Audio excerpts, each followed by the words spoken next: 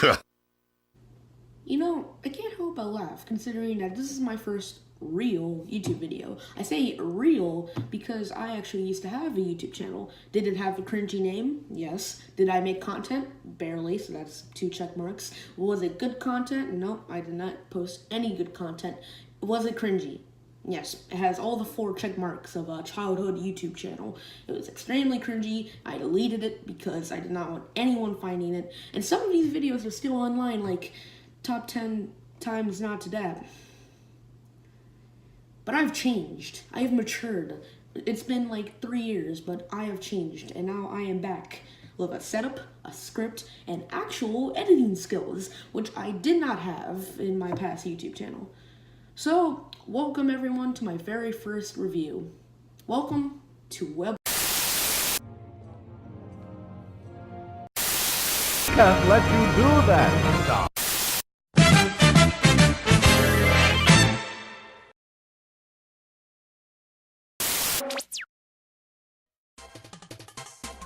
Let's start off with development history for starters. HAL didn't develop this game. As far as I could tell, they had no involvement at all with this game in general.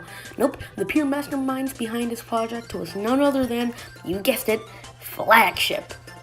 I bet all of you predicted that. This isn't Flagship's first rodeo of Kirby, however. Kirby and the Amazing Mirror was Flagship's amazing introduction to the Kirby series. I'm sorry. But you can't say I didn't try.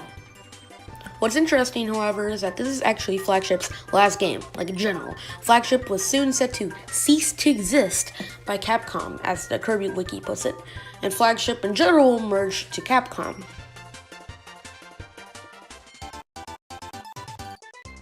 The story starts off the same way every single Kirby game starts off. It's a friggin' peaceful day in Dreamland, and Kirby's about to dig into some strawberry shortcake until a mysterious figure takes it away from him. Instead of maybe buying a new shortcake, Kirby just assumes it's King Dedede and bursts into his castle, planning to find a piece of shortcake without any actual reasoning. He just kinda does it. But sure, that's dedication at its finest. Kirby soon realizes that D actually had nothing to do with the slice of cake. Then out of nowhere, a group called the Squeaks appears and steals the treasure chest that seemingly holds Kirby's slice of cake. As these questionable Squeaks are about to escape, however, King Dedede picks up Kirby and straight up chucks Kirby towards the Squeaks, knocking them down towards a nearby cavern, and therefore starting Kirby's new adventure. That was the weirdest summary I have ever given in general.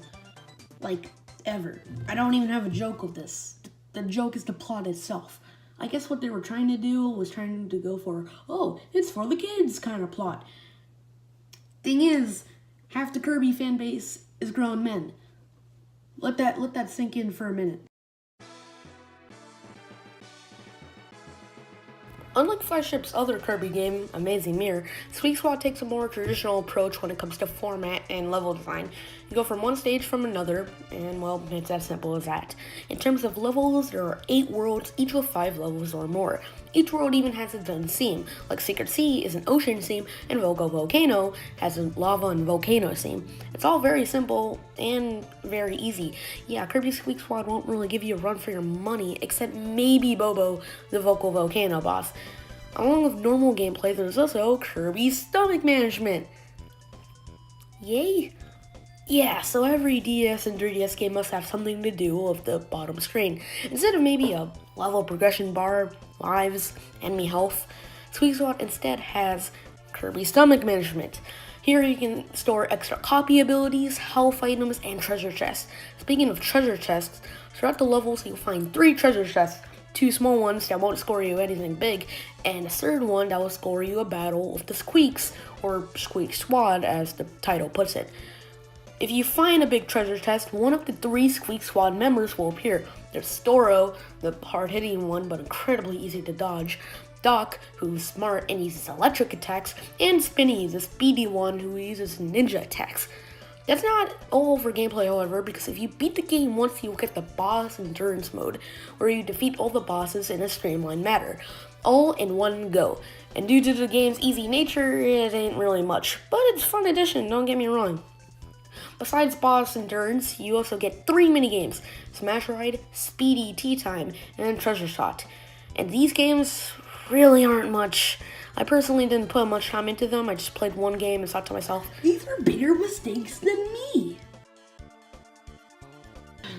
Okay, so that basically wraps up everything I need to tell you about this game. Pretty much the story, beginning, gameplay, basically everything you need to know. Now, before you buy this game, please, for the love of God, do not buy this game if it's $50, $40, $30, or even $20 in eBay, GameStop, wherever you're planning on buying this game. This game is strictly a $10 or less experience. I would definitely not buy this game if it's $15 or more. Heck, even if it's $15, it'd still be a bit iffy there. This game is good, don't get me wrong, but would I pay $20 for this? Probably not. Now, if you're considering renting this game, however, then yeah, I'd totally go for it. It definitely covered all the pleasure points it needed from me. It's definitely enjoyable is what I'm trying to say here. Anyways, with that out of the way, it's time to finish the story. And if you haven't played the game yet, I'd consider clicking out of the video right now.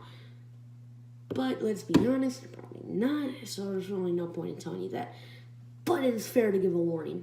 Anyway, let's finish the story now, shall we?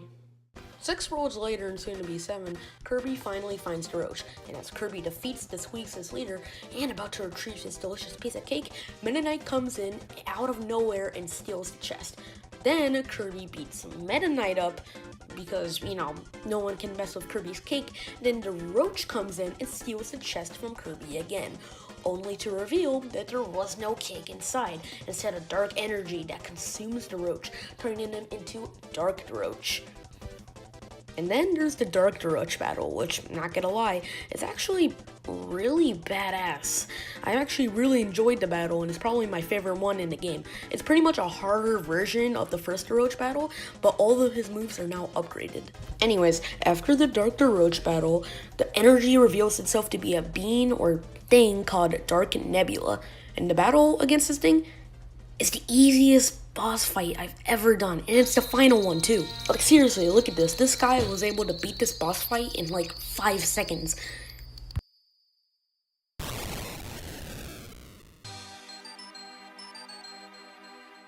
Anyways, out of pretty much the most pathetic boss fight ever, Kirby actually gets a gift from, you guessed it, the Squeaks.